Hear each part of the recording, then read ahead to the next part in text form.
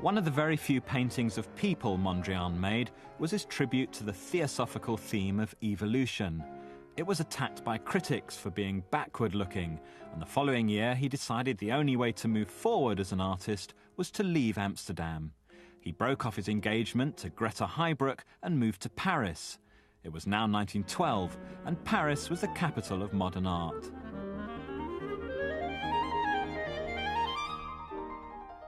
That was an incredibly fertile time in Paris. Many artists and writers and critics from all over Europe working in Paris, and there he was right at the thick of it. There's some evidence that he tried to conceal his Dutch background and projected himself very much as a sort of international figure. He eliminated the second A in his name right from the time when he first lived in Paris. And this was perhaps part of a process, a move from that kind of association with his Dutch background, the particular Dutch cultural situation in the early years of the 20th century.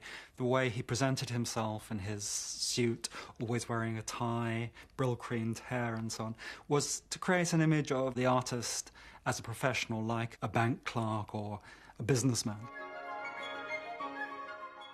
In Paris, Mondrian saw paintings by the Cubists, Picasso and Braque.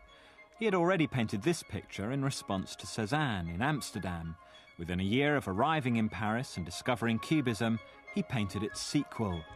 I think Cubism was really the revelation of his life. It's from there that he was on the right track, that he followed till the end of his life. But Cubism then interpreted in his very own peculiar way, based on his theosophical beliefs. I think Theosophy had taught him that the real world is only an illusion, and it's the task of art to give a glimpse of the real world behind that.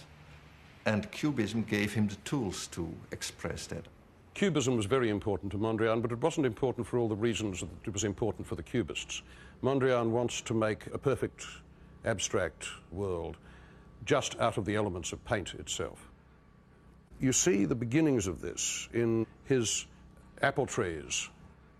The very earliest ones have that rhythmical filigree sort of character that you associate with Art Nouveau. You have lines and then empty space between them. At a certain point, the space between the branches of the apple tree ceases to be empty space. It begins to move forward. It becomes as important as the lines of the branches themselves.